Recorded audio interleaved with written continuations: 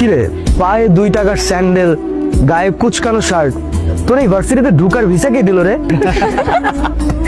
তোরা এভাবে কেন বলতেছিস? আরে শুনুন না, তুই থাকোস কই? আমার বাসা ভাই পাশের বস্তিতে। এটা হচ্ছে প্রাইভেট ইউনিভার্সিটি, এখানে স্মার্ট আর রিচ কিডরা পড়তে আসে। আর তোর মতো আবুল ইউনিভার্সিটিতে চান্স কেমনে পাইলি? শোন, ওনা তোদের মতো ড্যামেজ স্টুডেন্ট না যে সেমিস্টার ফি দিয়ে পড়তে হবে। আর এই ইউনিভার্সিটিতে পড়তে ওর কোনো টাকাই লাগে না, ওর মেধা দিয়ে চান্স পেয়েছে।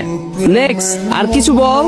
নেক্সট আমি বলতেছি, ওদের মতন স্টুডেন্টদের জন্য না আমাদের ভার্সিটিটা একদম পুরো গুলিস্তানের বাস স্ট্যান্ডের মতন হয়ে গেছে। তোদের জন্য না এই ভার্সিটি না। আই তুই কি বলতেছিস এগুলো? কাউকে রেসপেক্ট করতে পারিস না? এখানে রেসপেক্টের কি আছে? তোর ড্রেস আপ দেখছিস, ওর জন্য এই পরিবেশটাই নষ্ট হয়ে গেছে।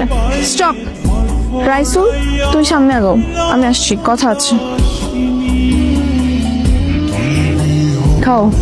না না, কোনো সমস্যা নাই, আমার পেটে ক্ষুধা নাই, আমি খেয়ে আসছি, পেট ভরা আছে। আমি দুটো অর্ডার করেছি, একটা তোমার একটা আমার। খাও। আচ্ছা। এই শোনো, তুমি তো ম্যাথ অনেক ভালো পারো, আমি না অনেক বেশি দুর্বল। তুমি কি আমাকে একটু ম্যাথ শেখাতে পারবে? শিওর? তাহলে অফ ডে গুলোতে তুমি আমার বাসায় এসে ম্যাথ শেখাবে, বুঝছো? অবশ্যই, কোনো সমস্যা নেই। দেখো তো এটা কেমন। এটা তো ছেলেদের জুতা, তোমার ভাই মানাবে না, এই তোমার জন্য মেয়েদের জুতো প্রয়োজন, এইখান থেকে নাও। এটা আমি আমার জন্য নিচ্ছি না, তোমার জন্য।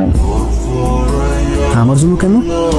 এটা আমি তোমাকে গিফট করব, দেখো তো কেমন, পছন্দ হচ্ছে? আরে আজকে তো আমার জন্মদিন না, আমার জন্মদিন তো 2 মাস আগে চলে গেছে, সামনের বছর আবার আসবে। জন্মদিনে তো কি হয়েছে, আমি তোমাকে এমনি গিফট করব। না না না, গিফটের দরকার নেই, সমস্যা নেই। গিফট নিবা না? আচ্ছা ঠিক আছে, কালকে থেকে তো তুমি আমাকে টিউশন করাবে, সেই টিউশনের অ্যাডভান্স পেমেন্ট হিসেবে তোমাকে আমি গিফট করবো। এবার নেবে? মানে? মানে তুমি কালকে থেকে আমাকে ম্যাথ পড়াবে, তো সেটার অ্যাডভান্স পেমেন্ট হিসেবে তোমাকে আমি একটা গিফট করবো, বুঝছো? দেখো পায়ে পরে দেখো, আগে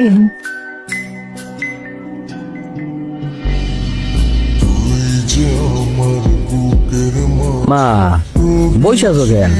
চলো খামো লগে, খাও, খাওন দাও। কি ব্যাপার মা, ভাতটা দাও খাই। টাইল শেষ রামদুম কি? শোনো, আমি নতুন একটা টিউশনি পাইছি, ও টিউশনিতে আমি অনেক টাকা পাবো। আল্লাহর মধ্যে টিউশনে টাকা পাইলে আমাকে পুরো মাস চলে দেবো, ওর টেনশনের কিছুই নেই। আলহামদুলিল্লাহ। হ্যালো, কি করছো? এই কিছু না, এই যে ডিনার করতেছি। ও, কি খাচ্ছো? গুড়মুড়ি, আমি রাতে গুড়মুড়ি খাই। আচ্ছা শোনো, কালকে তো ভার্সিটি অফ, তো কালকে কিন্তু চলে এসো। হ্যাঁ হ্যাঁ ঠিক আছে, আমি সকাল সকাল চলে আসবো, তুমি আমার ফোনে অ্যাড্রেসটা টেক্সট করে দিও। Okay bye. মা কি হয়েছে, মুড়ি খাবো, সমস্যা কি? তুমি বল। তুমি তো আনইজি ফিল করতেছো কেন? আমরা তো ফ্রেন্ড, চিল। এনো, তুমি তোমার মেধা দিয়ে ম্যাথটা সলভ করবে। অঙ্কের ব্যাপারে প্রথমে যে কথাটা জানতে হবে সেটা হচ্ছে যে ম্যাথের ভয় পাওয়া যাবে না। হ্যাঁ, ভয় পেলেই কঠিন মনে হবে, জিনিসটাকে ভালোবেসে করতে হবে। এই তো হয়ে গেল, বুঝতে পারছো? আসলে তো অনেক ইজি, আমি এত সহজভাবে কখনো শিখি নাই। এখন থেকে পারবা। আঙ্কেল আসসালামু আলাইকুম। বসো, আমার বাবা। হ্যাঁ, কি ব্যাপার বলো। এই ছেলেকে ও তো অতসীর বন্ধু। অতসীর বন্ধু মানে? এই বস্তুটার ছেলে অতসীর বন্ধু হয় কি করে? ভার্সিটির বন্ধু, ছেলেটা নাকি খুব ভালো ম্যাথ পারে, তাই অতসী বলছিল ওর কাছে ম্যাথ করবে। দেশে টিচারের অভাব, ওরকম লোয়ার ক্লাস ছেলের কাছে ওকে ম্যাথ শিখতে হবে না, তোর গাছকে বিদায় করে দাও। আস্তে কথা বলো না, শুনতে পাবে তো। শুনো শুনো, বলনি কোন একটা বস্তির ছেলেকে তোমরা ঘরের ভেতরে ঢুকিয়েছো, মানুষজন দেখলে আমার মান সম্মান থাকবে? আচ্ছা চিল, বাদ দাও। এরপর আমরা কিভাবে করতে পারি এটা? আসলে হয়েছে কি বাবা, অতসীর বাবা ওর জন্য একটা আগে থেকে টিচার ঠিক করে ফেলেছেন। আমি আর অতসী জানতাম না, উনি আবার কলেজের প্রফেসর, উনি কাল থেকে ওকে পড়াতে আসবে। এখন তুমি কাল থেকে তোমার না আসলেও চলবে।